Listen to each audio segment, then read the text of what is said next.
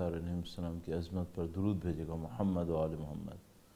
اللہم صلی علی محمد و آل محمد وعجل فرجہم۔ وقت کے امام کے حضور ادائے احترام کے لیے، ان کی ظہور کی تعجیل کی دعا کے لیے ایک بار پھر درود بھیجیں محمد و آل محمد۔ اللہم صلی علی محمد و آل محمد وعجل فرجہم۔ ایک بار پھر اہل بیت اطہار علیہ السلام کی نظر لطف کے حصول کے لیے اور ان کی چاہنے والی دنیا میں جہاں کہیں بھی ہیں، ان سب کی جان مال عزت و آبرو دین کی حفاظت کے لیے، بالاخص افغانستان کے اندر جو اہل بیت کے چاہنے والے ہیں ان کی حفاظت کے لیے درود بھیجیں محمد و آل محمد پر۔ اللہم صلی علی محمد و آل محمد وعجل فرجہم۔ فاتحہ۔ بسم اللہ الرحمن الرحیم۔ الحمد للہ رب العالمین الرحمن الرحیم مالک یوم الدین ایاک نعبد و ایاک نستعین اہدنا الصراط المستقیم صراط الذین انعمت علیہم غیر المغضوب علیہم ولا الضالین۔ بار دیگر درود بھیجے گا محمد و آل محمد پر۔ اللہم صلی علی محمد و آل محمد وعجل فرجہم۔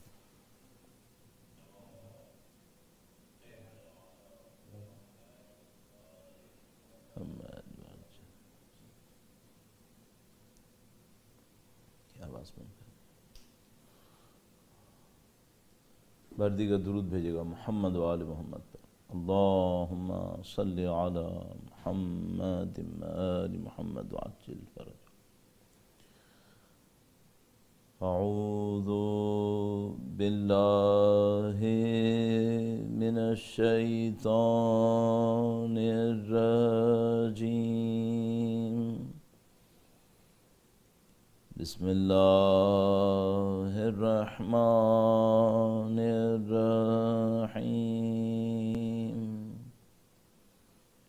الحمد للہ رب العالمین، والصلاة والسلام علی سید الانبیاء والمرسلین، حبیب الہ العالمین ابی القاسم محمد۔ اللہم صلی علی محمد و آل محمد وعجل فرجہم، وعلی آلہ الطیبین الطاہرین، سیما بقیت اللہ فی الارضین۔ قال اللہ تعالی فی کتابہ الکریم، بسم اللہ الرحمن الرحیم۔ ام حسبت ان اصحاب الکہف والرقیم كانوا من آیاتنا عجبا۔ درود بھیجے گا محمد و آل محمد۔ اللہم صلی علی محمد و آل محمد وعجل فرجہم۔ خدا متعال کا انتہائی لطف و کرم ہے، خدا متعال کا انتہائی احسان ہے، ان بے پناہ نعمتوں کے اوپر جو خدا متعال نے نصیب فرمائی ہیں، اور ان بہت سارے نقصانات پر جو خدا متعال نے ہمارے علم میں لائے بغیر ہمیں ان سے محفوظ کر دیا۔ اللہ کی نعمتیں قابل شمار نہیں ہیں، ان تعدوا نعمت اللہ لا تحصوها۔ جو نعمتیں مل رہی ہیں وہ قابل شمار نہیں ہیں، جو عذاب، پریشانیاں، سختیاں، سزائیں خدا تعالیٰ اپنی رحمت سے بخش دیتا ہے، دور کر دیتا ہے، ان کا تو کوئی حساب ہی نہیں، ہم کیا جانیں۔ اور جو نعمتیں ہمارے پاس موجود ہیں انہی کا شکر بجا لانا ہمارے لیے مشکل ہے۔ تو خداوند متعال نے گویا اس مشکل کو ہمارے لیے آسان کیا اور سورہ حمد کو نازل فرما دیا۔ فاتحہ کتاب اپنی پہلی آیہ کریمہ کے اندر امام خمینی کے بقول اتنی وسعت رکھتی ہے کہ اس ایک آیہ کریمہ کے اوپر ہی تعامل کرنا انسان کے لیے، زندگی کے لیے کافی ہے۔ الحمدللہ رب العالمین۔ یہ بھی عرض کرتا چلوں آپ کی خدمت میں کہ ہمارے پاس روایات موجود ہیں کہ اس سورہ کے اندر اسم اعظم موجود ہے، اور اگر کوئی شخص سورہ فاتحہ کو اس توجہ کے ساتھ پڑھے تو اسم اعظم کی برکات کو احساس کر سکتا ہے۔ انشاءاللہ پروردگار عالم ہمیں نعمتوں کا شکر بجا لانے کی سعادت دے، سورہ فاتحہ کو کما حقہ نہ بھی پڑھ سکیں کم از کم بہتر حالت میں پڑھنے کی سعادت نصیب فرمائے، اور انشاءاللہ ان تمام کاموں کے صدقے میں وقت کے امام کی نصرت کی سعادت، اس راہ میں شہادت نصیب فرمائے انشاءاللہ تعالی۔ پرچم اعداء کی مزید سربلندی کے لیے، عزاداران سید الشہداء کی حفاظت، مزید توفیقات کے لیے درود بھیجیں محمد و آل محمد پر۔ اللہم صلی علی محمد و آل محمد وعجل فرجہم۔ یہ کہ خداوند متعال نے قرآن کریم میں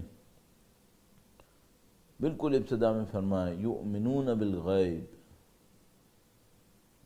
یہ قرآن کریم ہدایت ہے ان کے لیے کہ جو یؤمنون بالغیب، اس غیب کے بارے میں بہت ساری تفاسیر موجود ہیں، روایات موجود ہیں، اور مثلا غیب کی مختلف تشریحات کی جاتی ہیں۔ غیب کا ایک مطلب ظاہر ہے کہ سادہ سا مطلب جو انسان اپنی حس سے، اپنے حواس خمسہ سے احساس نہ کر سکے۔ تو مثال کے طور پر اس معنی کے اندر فرض فرمائیے کہ آپ الیکٹرانز کو اپنی آنکھوں سے تو نہیں دیکھ سکتے، تو کیا آپ کسی مائکروسکوپ کے ذریعے سے دیکھ سکتے ہیں؟ کیا کوئی ایسا چانس ہو سکتا ہے؟ اگر ایسا ہو جائے کہ انسان اپنے حواس کے ذریعے سے اسے دیکھ سکے تو مثال کے طور پر وہ غیب نہیں ہے۔ پھر غیب وہ ہے کہ جو انسان اپنے حواس سے نہ دیکھ سکے۔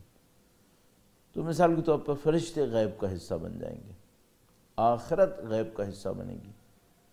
اسی طرح بیان کرتے ہیں غیب کا حصہ وہ قوانین بھی بنیں گے جس پر خداوند متعال نے پوری کائنات کو خلق کیا ہے۔ وہ قوانین حس سے نظر نہیں آتے۔ تو مثال کے طور پر فزکس کے بہت سارے قوانین ہیں، کیا سب کے سب حس سے نظر آتے ہیں؟ جسم کا چلنا تو نظر آتا ہے لیکن اس قانون کو ہم آنکھوں سے نہیں دیکھ سکتے جس کے تحت یہ جسم چل رہا ہوتا ہے، یہ باڈی موو کر رہی ہوتی ہے۔ تو اور ہم جانتے ہیں کہ یہ قوانین موجود ہیں کائنات کے اوپر، پوری کائنات کے اوپر قوانین موجود ہیں۔ تو یہ سب غیب کا حصہ قرار پائے گا۔ اب اسی طریقے سے یہ جس معاشرے میں اور آپ زندگی گزار رہے ہیں، میں اور آپ جس کی ایک عمر ہے جو گزر رہی ہے، اور بچپن، لڑکپن، جوانی اور ادھیڑ عمر، بڑھاپا، اس پر بھی کچھ قوانین نافذ ہوں گے یا نہیں ہوں گے؟ قطعاً قوانین نافذ ہیں۔ میں تفصیلات میں نہیں جاؤں گا، ظاہر فائدہ نہیں ہے اس کا۔ آپ سب معتقد ہیں کہ بھئی جو خدا مادی دنیا کو بغیر قوانین کے خلق نہیں کر رہا، وہاں 100% قوانین موجود ہیں جس کے تحت شٹلز بھیجے جا رہے ہیں، پریڈکشنز کی جا رہی ہیں، بتایا جا رہا ہے کہ بھئی کتنے سال کے بعد سورج گرہن ہوگا، کتنے سیکنڈ سے لے کر کتنے سیکنڈ تک چلے گا، اتنے پریسائز رولز ہیں۔ تو وہ خدا جس نے پست مادی دنیا کو بغیر قانون کے خلق نہیں کیا، وہ معنوی دنیا کو بغیر قانون کے خلق فرمائے گا، جبکہ وہ حکیم ہے، اس کے پاس حکمت ہے۔ یا میری اور آپ کی زندگی کے اوپر قوانین نافذ نہیں ہوں گے جبکہ ہم اشرف المخلوقات ہیں؟ پانی اور پتھر کے اوپر قانون نافذ ہیں۔ تو یہ قابل تصور نہیں کہ قانون نہیں ہوں گے۔ اب آپ صرف اتنا سوچ لیجئے کہ جب آپ کی قانون جاننے کی طاقت مادیات کے بارے میں آپ کو اتنی طاقت دے گئی کہ آپ مثال کے طور پر مارس تک جا رہے ہیں اور سیٹلائٹس بھیج رہے ہیں اور یہ کر رہے ہیں اور نہیں معلوم کون کون سی میڈیسنز بن رہی ہیں. تو اگر کسی شخص کو انسانی زندگی کی قوانین سمجھ میں آ جائیں کہ سعادت کیسے ملتی ہے، کامیابی کیسے ملتی ہے، محبتوں کو کیسے حاصل کیا جاتا ہے، خوشیوں کو کیسے بڑھایا جاتا ہے، یہ قوانین اگر سمجھ میں آ جائیں، اور اس سے بھی بڑھ کر اگر معاشرے کے قوانین سمجھ میں آ جائیں، کوئی معاشرہ سعادت مند کیسے بنتا ہے، کسی معاشرے کو زوال کیسے آتا ہے، کسی معاشرے میں پستی کیسے آتی ہے، کسی معاشرے کے اندر عدل کیسے پھیلتا ہے، اس ظلم سے کیسے لڑا جاتا ہے جو کسی معاشرے کے اندر آ جائے، یہ سب قوانین کے تحت ہوں گے یا نہیں ہوں گے؟ ان سب کی بھی قوانین ہوں گے. تو اگر کسی انسان کو یہ سب کچھ بھی سمجھ میں آ جائے تو سمجھ لیجئے کہ وہ تو مالک ہو گیا، حاکم ہو گیا. اور قرآن ہمیں یہ طاقت دینا چاہتا ہے، قرآن کریم میں یہ سب موجود ہے. تو یہ جو فرمایا لا رد ولا یابس الا فی کتاب مبین، تو مثال کے طور پر ممکن ہے کوئی یہ کہے، اب میں اس کے جواب کے اوپر نہیں جاؤں گا کہ بھئی اس میں فرض کریں کہ بھئی راکٹ بنانے کے پروسیجرز نہیں ہیں قرآن کریم کے اندر، شٹلز بھیجنے کے پروسیجرز نہیں ہیں، ایٹم کی انرجی کو ایکسپلور کرنے کے پروسیجرز نہیں ہیں، تو کیوں خدا نے کہا تھا لا رد ولا یابس الا فی کتاب مبین؟ تو کوئی ممکن ہے جواب دے کہ یہ سب ہے، تمہیں نہیں پتہ، میں ابھی اس میں نہیں جاؤں گا، میں صرف اتنا کہوں گا اگر کم از کم لیں کہ بھئی یہ سب نہ ہوں تو انسان کی ہدایت تو ہوگی اس کتاب میں، ہدن للمتقین ہدن للناس، یہ سب تو ہے قرآن کریم میں. تو انسان کی ہدایت کے لیے ان قوانین کا ہونا ضروری نہیں ہے؟ قطعاً بغیر ان قوانین کو جانے کوئی ہدایت کیسے حاصل کر سکتا ہے؟ تو یہ سب ان کا کتاب کے اندر موجود ہیں. تو ہماری ضرورت کیا ہے؟ ہم جو کتاب کے ماننے والے ہیں، ہماری ضرورت یہ بنے گی حتی الامکان ان قوانین کو سمجھنے کی کوشش کریں، اس پر عمل کرنے کی کوشش کریں. میں ایک مثال آپ کی خدمت میں عرض کرتا ہوں، اور یہ کئی دفعہ عرض کرتا رہتا ہوں، اور کل تفصیل سے عرض کر چکا ہوں، تھوڑا سا اس کو کنیکٹ کرنے کے لیے دوبارہ بیان کرتا ہوں. درود بھیجے گا محمد و آل محمد پر. اللہم صلی علی محمد و آل محمد وعجل فرجہم. جہاں خدا متعال نے فرمایا کم من فئۃ قلیلۃ غلبت فئۃ کثیرۃ باذن اللہ، کتنی مرتبہ ایسا ہوتا ہے کہ چھوٹا سا ایک گروہ بہت بڑے ایک مقابل گروہ کے اوپر فتح حاصل کر لیتا ہے. یہ فتح کیسے آتی ہے؟ خدا متعال فرماتا ہے صبر کے ذریعے سے. ان تنصروا اللہ ینصرکم ویثبت اقدامکم، اگر تم اللہ کی نصرت کرو گے خدا تمہاری نصرت کرے گا، تمہارے قدموں کو مضبوط کرے گا. میں خدا کی نصرت کیسے کروں؟ استعینوا بالصبر والصلاۃ. اللہ اکبر، پیٹرن بن گیا. خدا نے مطابق فرماتا ہے صلاۃ و صبر سے مدد حاصل کرو. اور جیسے کہ کل میں نے تفصیل سے عرض کیا، خدا مطابق نے ایسے تمام مواقع کے لیے ارشاد فرمایا ان اللہ مع الصابرین. صبر کرو. صبر کس پہ کریں؟ اطاعت خدا پہ صبر کرو. شاید مکاری کر کے جنگ جیت سکو، لیکن تم جنگ تو جیت لو گے، خدا کے نظام میں کامیاب نہیں ہوگے. اس مکاری کی اجازت نہیں ہے. اور یہ وہی قانون ہے جس کو مولا امیر المومنین علی ابن ابی طالب علیہ السلام نے بیان فرمایا. درود بھیجے گا محمد و آل محمد پر. اللہم صلی علی محمد و آل محمد عجل فرجہم. فرمایا کہ ایسا نہیں ہے کہ میں اس مکاری کو نہیں جانتا جس کو ہم لوگ اپنی زبان میں سیاست کہتے ہیں. البتہ سیاست کا لفظ پہلے کسی اور معنی میں تھا. سیاست کا مطلب سزا دینے میں ہوتا تھا ایک زمانے میں. تو امام فرما رہے ہیں یہ نہیں ہے کہ میں نہیں جانتا کہ سیاست کیسے کرنی ہے اور ہوشیاری کیسے دکھانی ہے، لیکن امیر المومنین کا ہدف کب صرف حکومت بچانا ہے. مولا کا ہدف ابن عباس سے کہا کہ اگر میں تمہاری حکومت کے ذریعے سے عدل کا اقامہ نہ کر سکوں تو اس کی قیمت پھٹے ہوئے جوتے سے بھی کم ہے جس کو ریپیئر کرنا مشکل ہے. اس جوتے سے بھی کم ہے حکومت کی قیمت اگر اس کے ذریعے عدل قائم نہ ہو. امیر المومنین کا ہدف عدل کا قیام ہے، اور اس راہ میں عبودیت کے ذریعے سے بڑھنا ہے، نافرمانی کے ذریعے سے نہیں بڑھا جا سکتا. کوئی عدل الہی نعوذ باللہ تعالی خدا کی نافرمانی سے کیسے بن سکتا؟ اگر میں یہ کہہ رہا ہوں کہ مجھے زمین کے اوپر عدل قائم کرنا ہے، اعدلوا هو اقرب للتقوی، اور اس کے بعد میں کہوں کہ اس عدل کے قیام کے لیے نعوذ باللہ تعالی معصیت خدا راستہ ہے، یہ کیسے ممکن ہے؟ معصیت خدا کب راستہ بن سکتا ہے عدل الہیہ کے لیے؟ اس خاطر اتنا طویل انتظار ہے کہ اگر امام کی نصرت کرنے والے معصیت کار ہوں تو وہ عدل الہی کیسے نافذ ہوگا جو یملأ الارض قسطا وعدلا کما ملیات ظلما وجورا؟ اصحاب معصیت کے ذریعے سے عدل الہی نہیں بن سکتا، اور کربلا اصحاب حسین کے ذریعے سے بنی ہے جو پاکیزہ ترین انسان تھے۔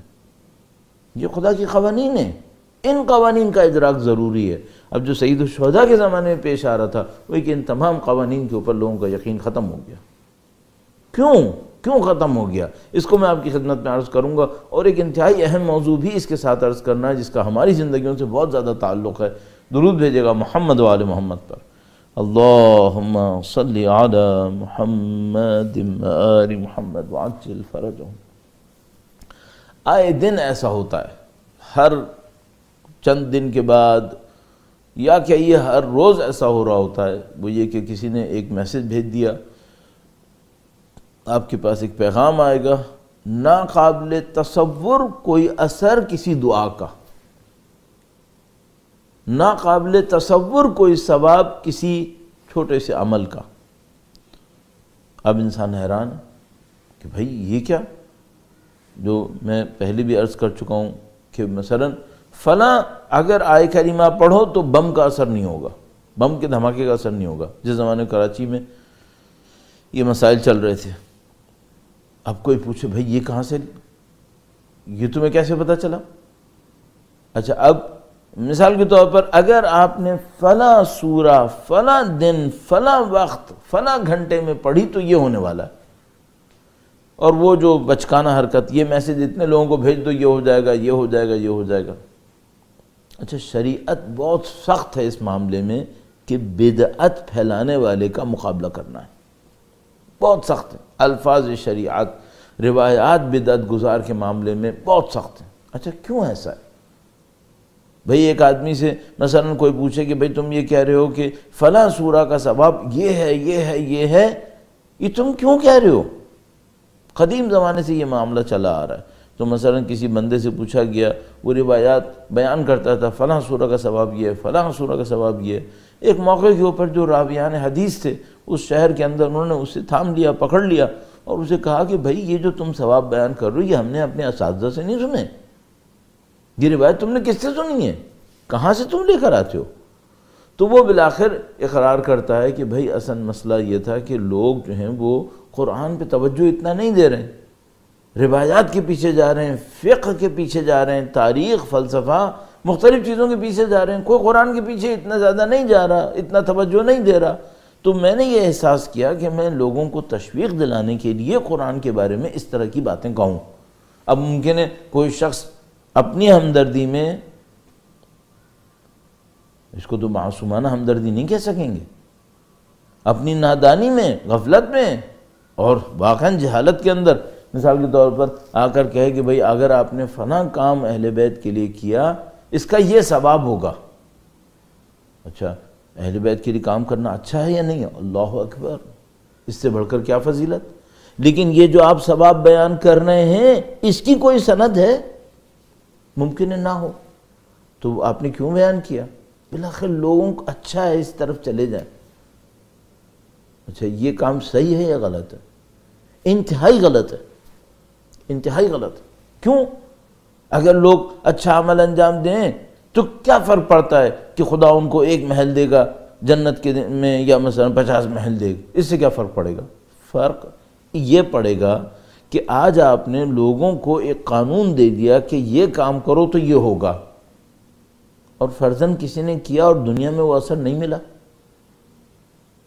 اب اس کے بعد کیا ہوگا؟ اس کے بعد یہ ہوگا کہ اس آدمی کے نظر میں دین کے قوانین کی اہمیت کم ہو جائے گی، یعنی اس کے ذہن میں ایک شبہ یقیناً آ سکتا ہے کہ دین کے قانون کے تحت میں نے کیا، ہوا کیوں نہیں؟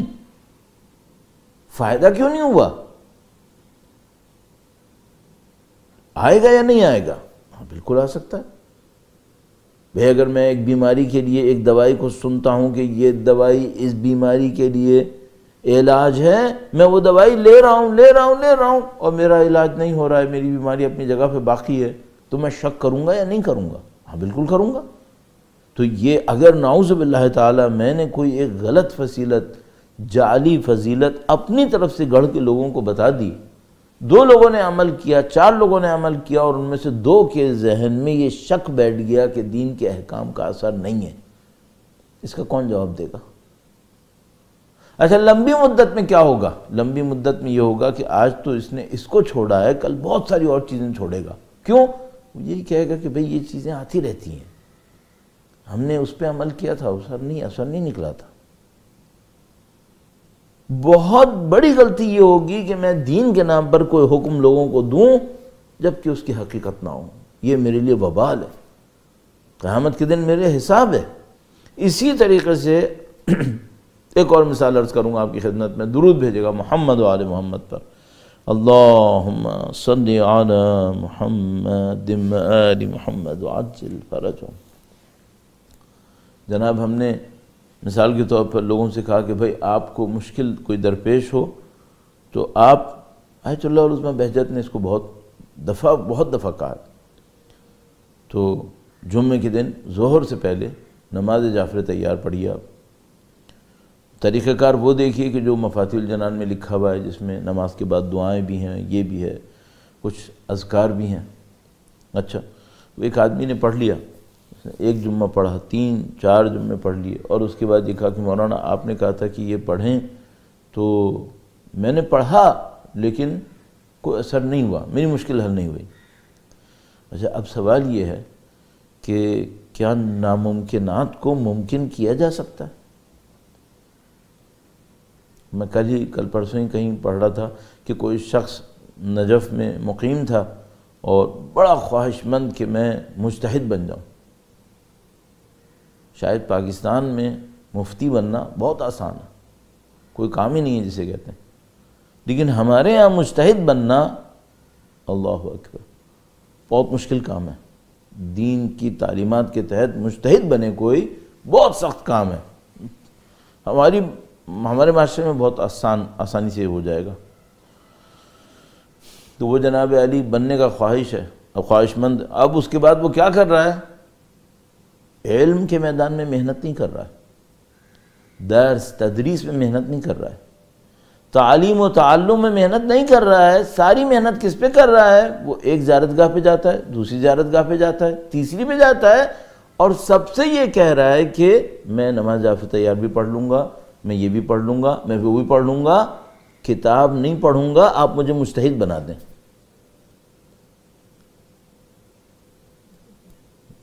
نماز جعفر تیار ایسے آدمی کو مجتہد بنائے گی؟ نہیں، قطعاً نہیں۔ کیوں؟ اس کی وجہ یہ ہے کہ اہل بیت اطہار علیہ السلام نے تحصیل علم کا ایک راستہ خود معین کیا ہے۔ یہ روایات اہل بیت اطہار علیہ السلام نے دی ہیں، یہ کتب اہل بیت اطہار علیہ السلام کے مکاتب فکر سے تربیت پانے والے شاگردوں نے تحریر کی ہیں۔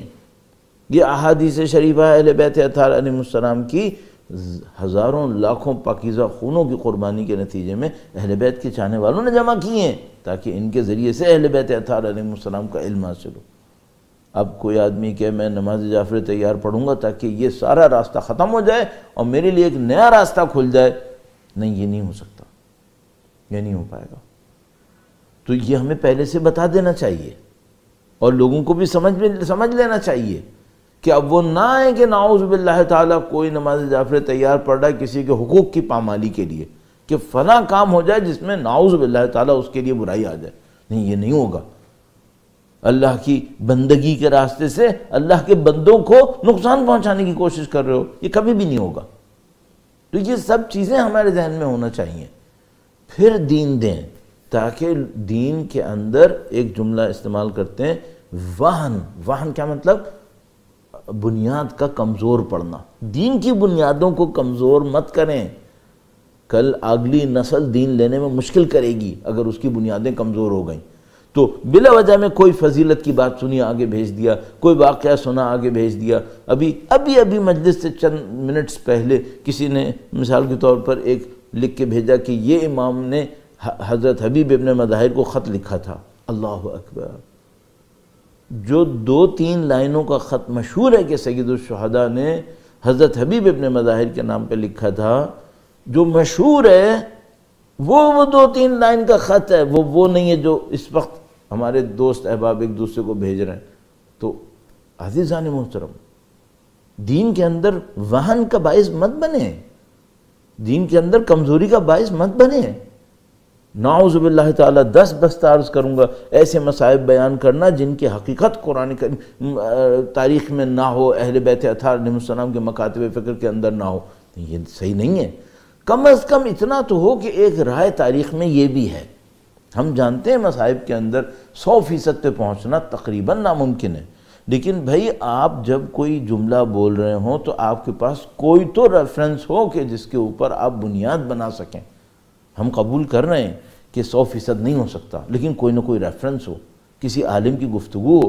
مثلا میں بعض اوقات مصائب پڑھتا ہوں، کم از کم یہ چاہتا ہوں کہ شیخ عباس قمی کی کسی کتاب میں ہو. آغا اشتہاردی کی مثلا آج کے عصر حاضر کے زمانے میں کہ آیت اللہ اشتہاردی کی کسی کتاب کے اندر ہو مثال کے طور پر، یا مثال کے طور پر جو مستند علماء ہیں ان میں سے کسی نے پڑھی ہو، تاکہ میں قیامت کے دن کچھ تو اپنے آپ کو ڈیفینڈ کروں کہ بھئی آپ نے مصائب کہاں سے بیان کیے. تو عزیزان محترم، یہ بہت ضروری ہے کہ آپ اس کے اوپر توجہ فرمائیں. اور میں فوراً موضوع کی طرف واپس آتا ہوں، کافی وقت ہو گیا. درود بھیجے گا محمد و آل محمد پر. اللہم صلی علی محمد آل محمد وعجل فرجہم. جب ہم کہتے ہیں کہ سید الشہداء کی شہادت سے احیاء دین ہوا، احیاء قرآن ہوا، تو اس کا مطلب کیا ہے؟ اس کا مطلب ہے لوگوں کا ان قوانین پر یقین ختم ہو گیا تھا، یا شک میں مبتلا ہو گئے تھے، یا غلط فہمی میں مبتلا ہو گئے تھے. مثال 61 ہجرت تک آتے آتے مادہ پرستی اسلام کے معاشرے میں ایسی دوڑ گئی تھی کہ لوگوں نے اپنی عزت و بے عزتی سب مادہ پرستی میں دیکھنا شروع کر دیا تھا. جیسے آج کے معاشرے میں کم و بیش یہی صورتحال ہے، لیکن بہت بڑا ایک فرق ہے، بہت بڑا ایک فرق ہے. لیکن بہرحال یہ مشکل ہے. وہ کیا؟ لوگوں کا کتاب کے قوانین پہ یقین ختم ہو جائے، نعوذ باللہ تعالی. غلط قوانین کو قبول کر لیں اپنی زندگی کے اندر، ان کے تحت زندگیاں گزارنا شروع کر دیں. اب کوئی کتاب کی بات کرے، ہاں ٹھیک ہے تو پھر توجہ کیوں نہیں ہے؟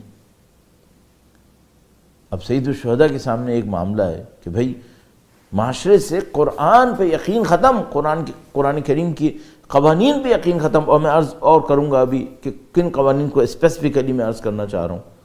اچھا، اب سید الشہداء کا معاملہ یہ نہیں ہے کہ سید الشہداء کوئی قربانی دینا چاہتے ہیں تاکہ 61 ہجرہ میں قرآن کا ریوائیول ہو جائے. معاملہ صرف اتنا نہیں ہے. سید الشہداء کوئی ایسا کام کرنا چاہ رہے ہیں خامس اصحاب کسا ہونے کے ناطے،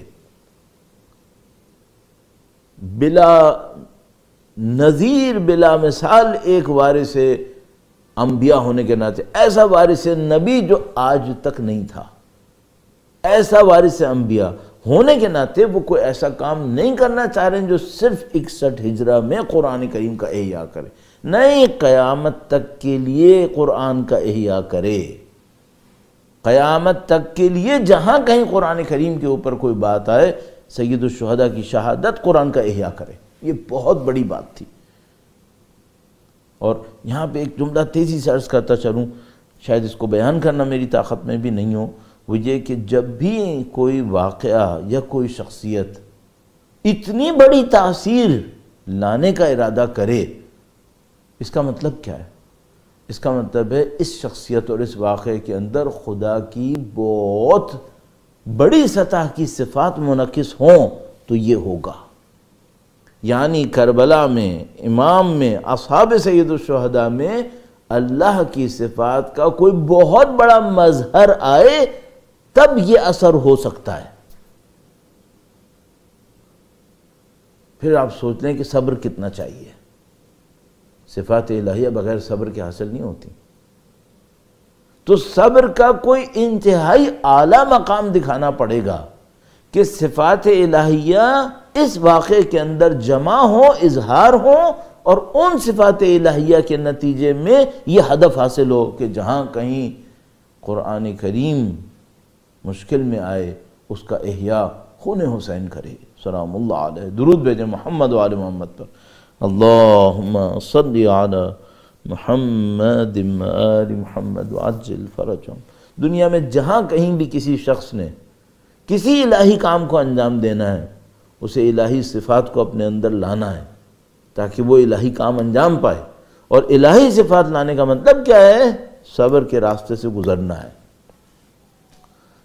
صبر اور غم ہے جو الہی صفات لے کر آتا ہے. خوشیوں میں اور کھیل کود میں نعوذ باللہ تعالی یہ ممکن نہیں ہے. یہ صبر اور غم میں ممکن ہے.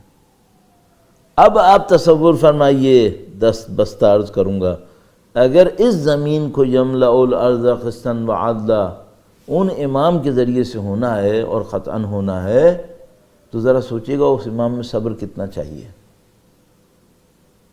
اور تب سمجھ میں آتا ہے غیبت اتنی طولانی کیوں ہے.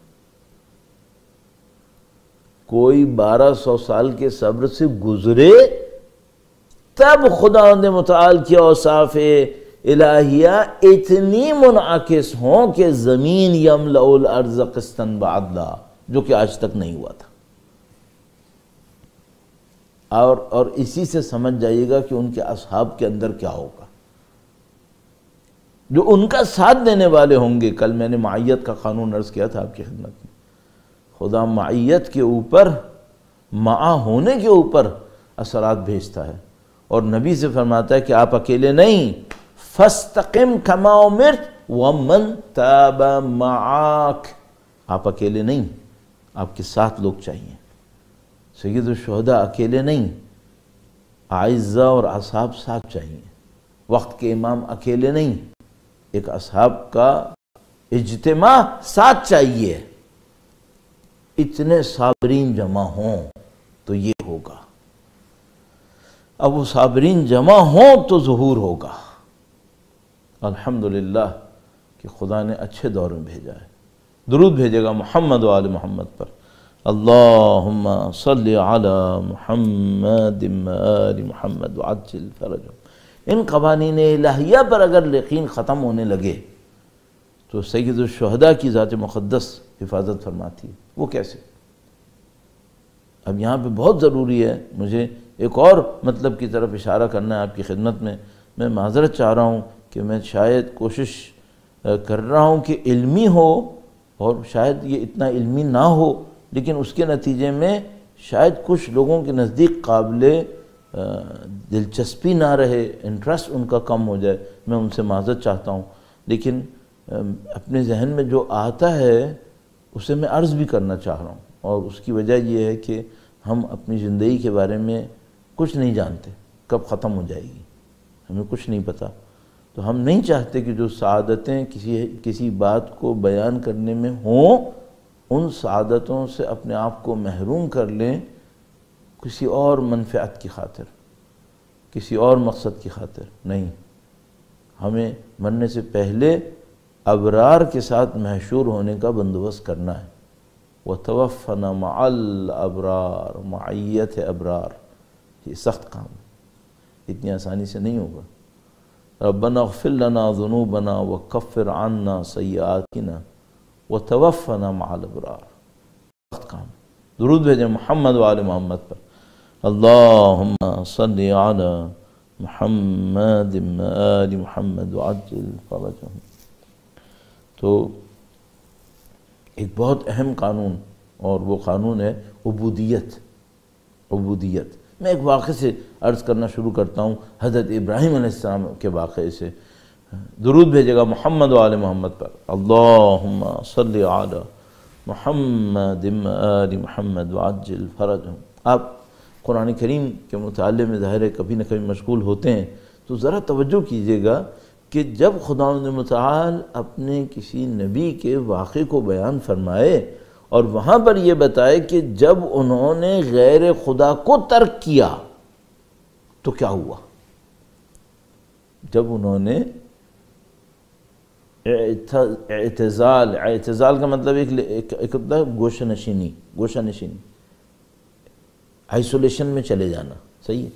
لیکن آئسولیشن میں چلے جانا بے ہدف ہو تو وہ تو رہبانیت ہوتی ہے. پھر ایک آئسولیشن میں جانا ہوتا ہے ہدف سے کہ میں غیر اللہ کے ماننے والوں کا ساتھ نہیں کھڑا ہوں گا.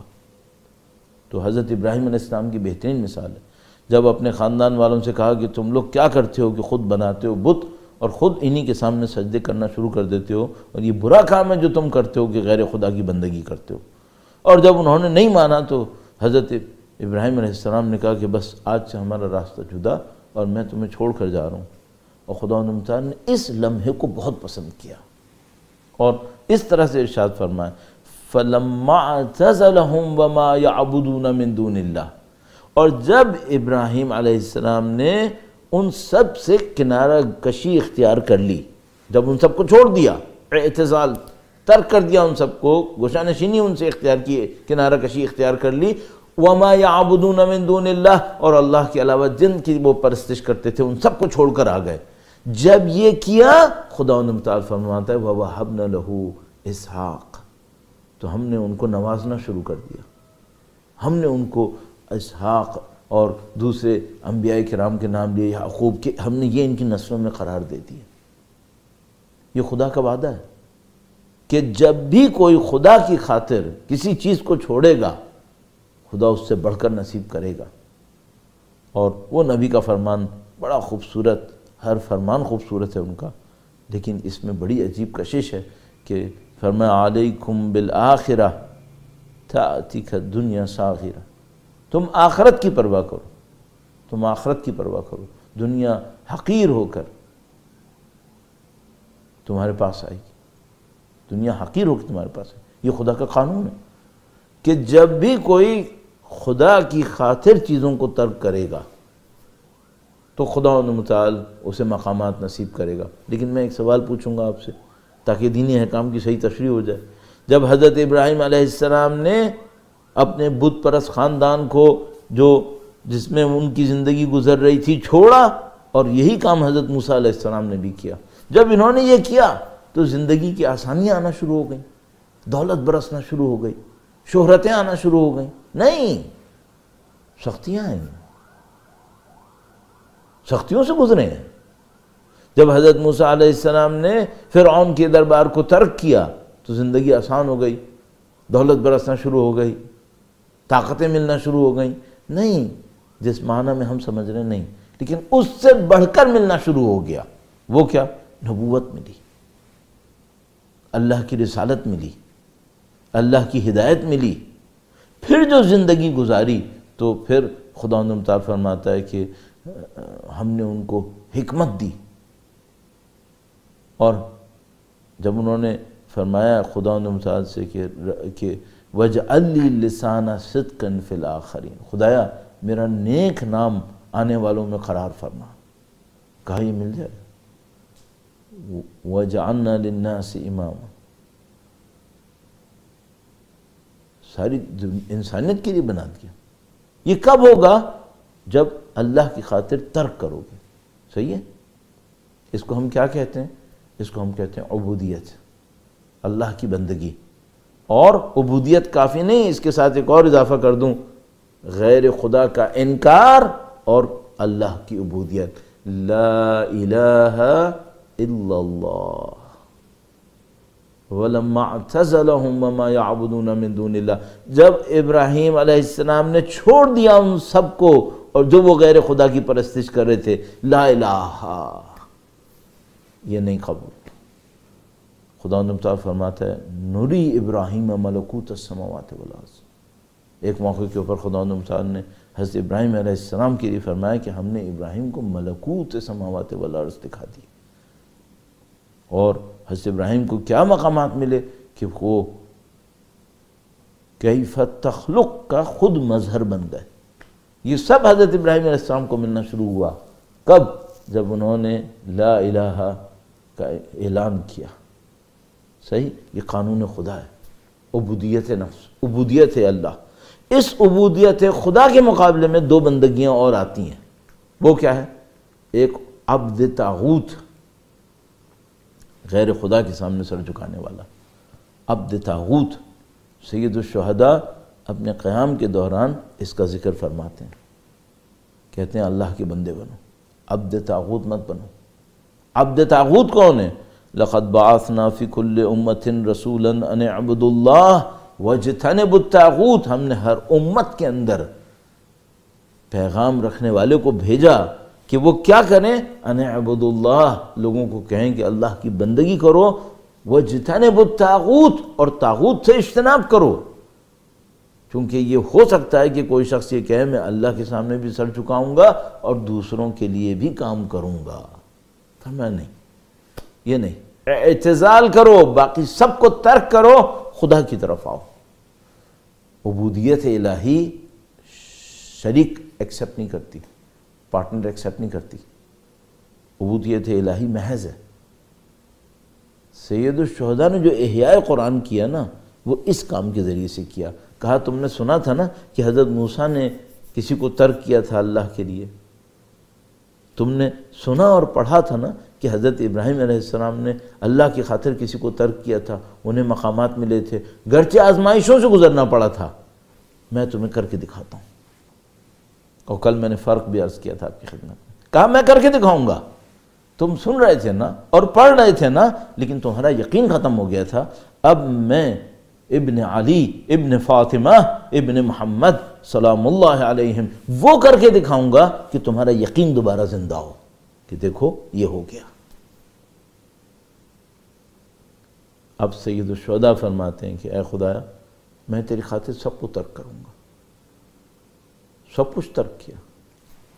ایک سوال آپ کے سامنے، معذرت کے ساتھ درود بھیجے گا محمد و آل محمد پر. اللہم صلی علی محمد آل محمد وعجل فرج. اگر سید الشہداء یزید کے دور میں نعوذ باللہ تعالی کچھ نہ کرتے، مدینے میں رہتے، وہ مارنے کے لیے آتا، سید الشہداء شہید ہو جاتے اس میں. اور اب جب سید الشہداء پرچم اسلام لے کر اٹھے اور اس طاغی کا انکار کر کے آئے، اور اس کے بعد اعلان کیا کہ اس نے مجھے رکھزنی بین اثنتین السلۃ والذلہ وہیہات من الذلہ، یہ کہہ کے شہادت دی. یہ دونوں ایک جیسے ہیں کیا؟ یہ ایک جیسے ہیں؟ نہیں.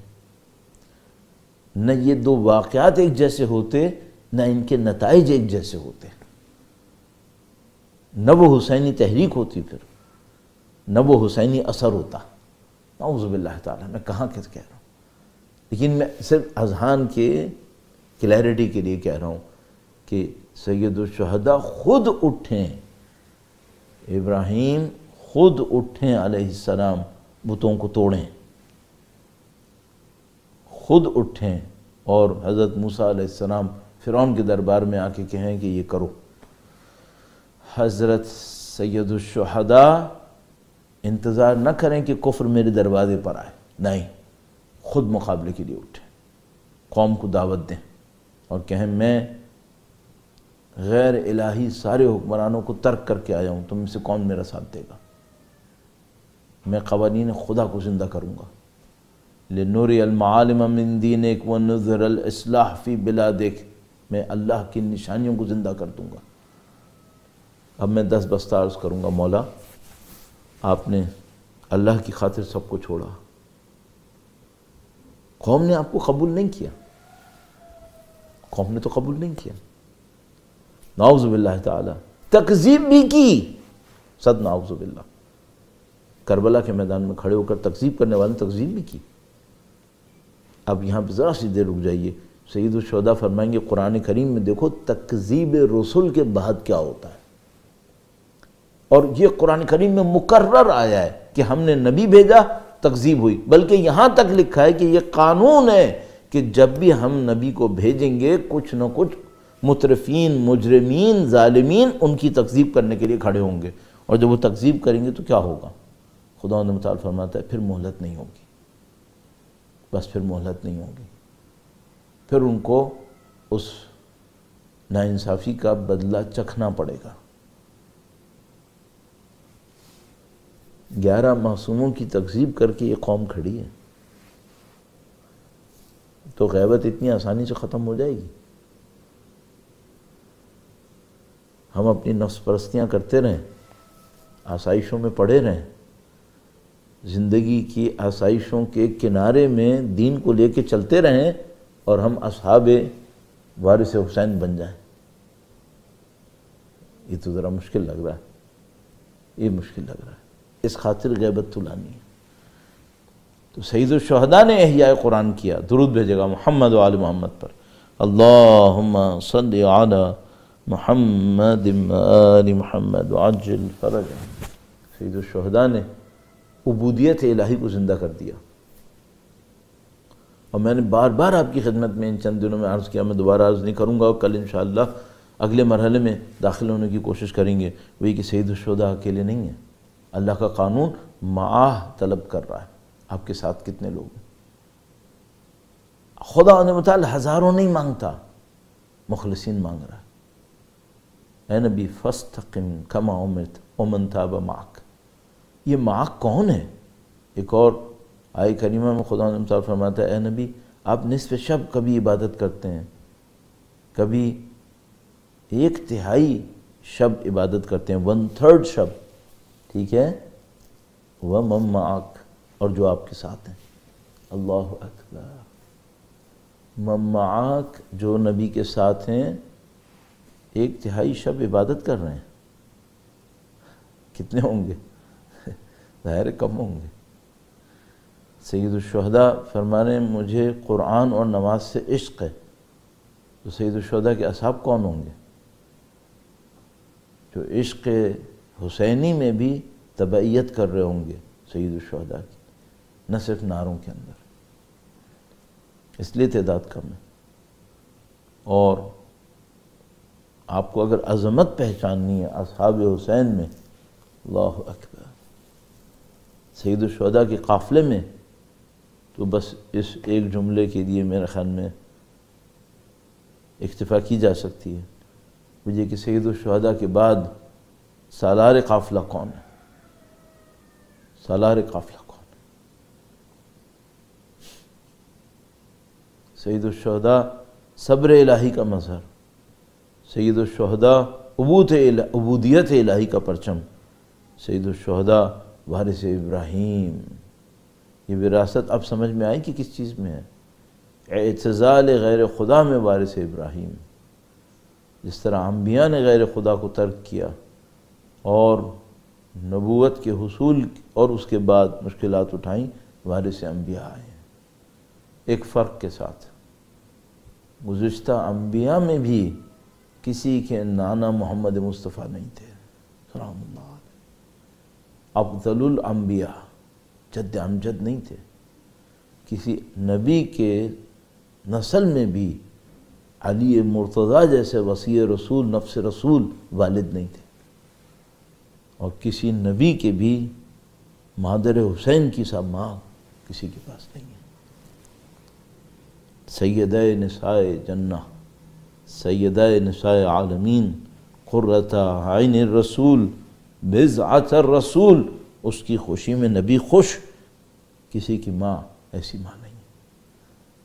تو سید الشہداء وارث تو ہیں لیکن منفرد وارث ہیں، اور یہ وارث اپنے اصحاب کے ساتھ میدان میں آئے، اور یہ جو قافلہ بنا ہے، جب تک امام ہیں سالار امام ہے، اور جب امام نہیں ہے اب سالار کون ہے؟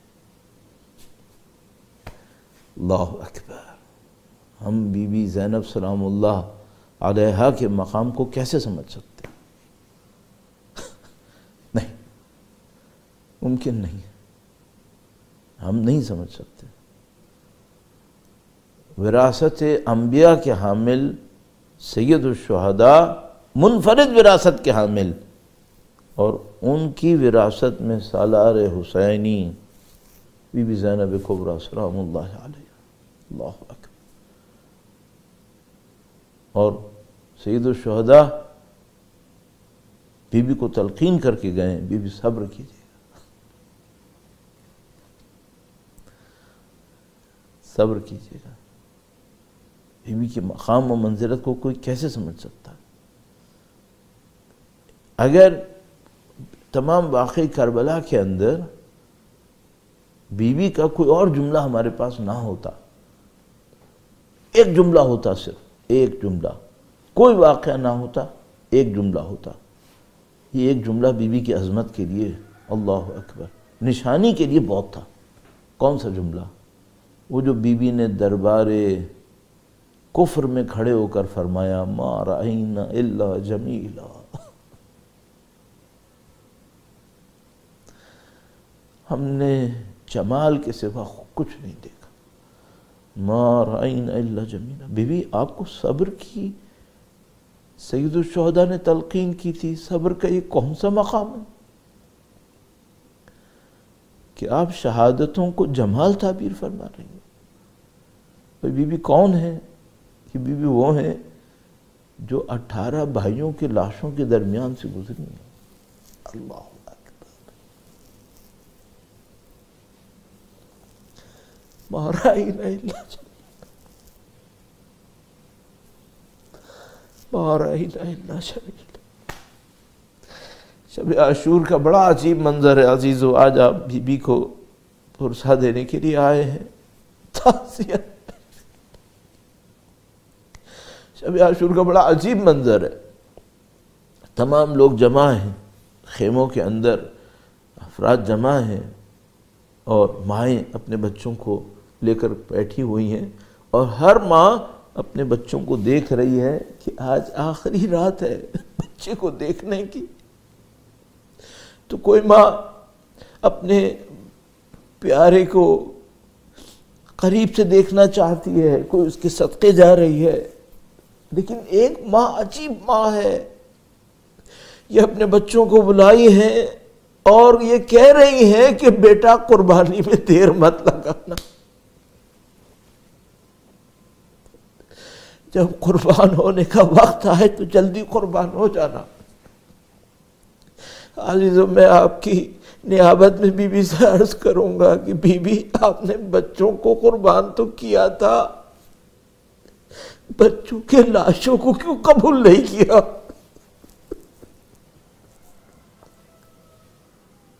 قربانی تو سب نے دی تھی، سب قربانیاں دے رہے تھے، لیکن تو لاشوں کو تو قبول کر رہے تھے۔ لیکن بی بی شاید یہ کہیں گی کہ تمہیں نہیں پتا میرا حسین اگر مجھے اور محمد کی لاشیں پہ روتا دیکھ لیتا، میرے بھائی کا دل کٹ جاتا اگر میں اور محمد کی لاشیں پہ روتی۔ بی بی محافظہ امامت ہے، بی بی امامت شناز ہے، شاید اس وجہ سے کہا نہیں میں اپنے بچوں کو الوداع کہہ چکی، تو بچوں کو شب عاشور شاید بتا دیا ہوگا کہ دیکھو بیٹا تم قربان ہو جاؤ گے، تمہاری ماں نہیں روئے گی،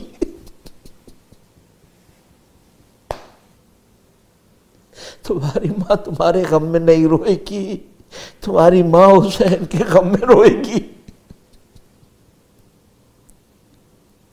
بس یہ بیٹے بار بار آتے تھے بچے امام حسین کے سامنے کہ اب اجازت ہمیں ملے، اب ہمیں اجازت ملے۔ سید الشہداء کس دل سے اجازت دیں، ننھے سے بچے، یعنی ہمیں نہیں معلوم کہ ان کی صحیح عمر کیا ہوگی، لیکن آپ خود تصور کر لیں سید الشہداء کا قلب بڑا رقیق ہے، سید الشہداء کا دل بڑا ہی رعوف ہے، اس رعوف دل کے سامنے بی بی زینب کے جگر گوشے آ رہے ہیں اور شہادت کی اجازت مانگ رہے ہیں۔ سید الشہداء کس دل سے اجازت دیں؟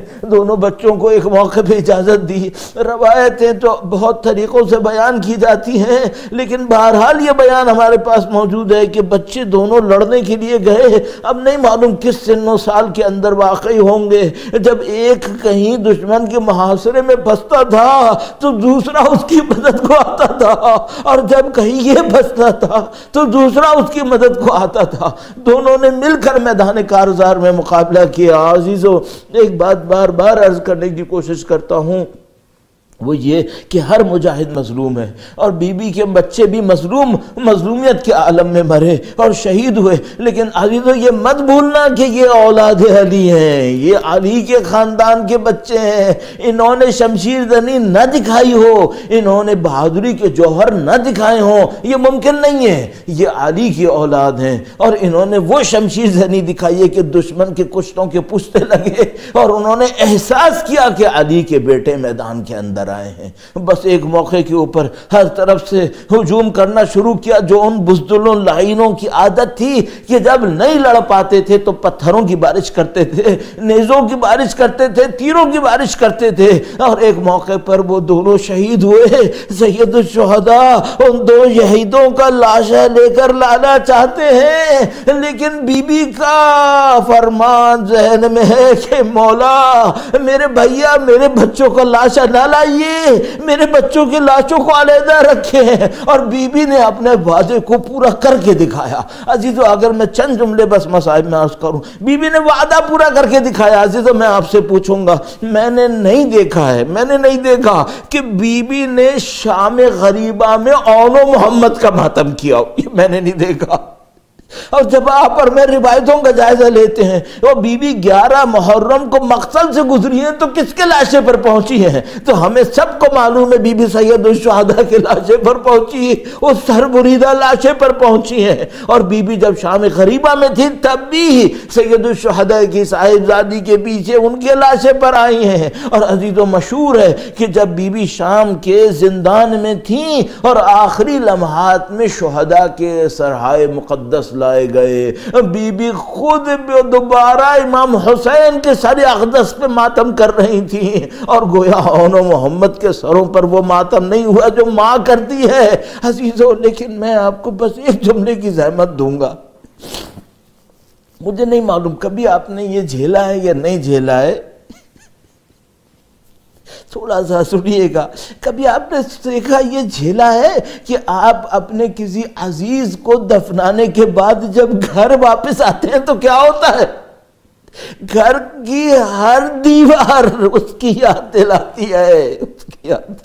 میں سلام کروں گا بی بی کو، بی بی آپ نے بڑا صبر کیا، لیکن سلام ہو بی بی آپ کی اس غم پر جب آپ مدینہ تشریف لائی ہوں گی اور آپ اپنے گھر میں گئی ہوں گی، در و دیوار اور محمد کی یاد دلا رہی ہوگی۔ الا لعنت اللہ علی القوم الظالمین وَسَيَعْلَمُ الَّذِينَ ظَلَمُوا أَيَّامُ انْقَلَبٍ يَنْقَلِبُونَ مَا تَمِرُ الصَّيْحِ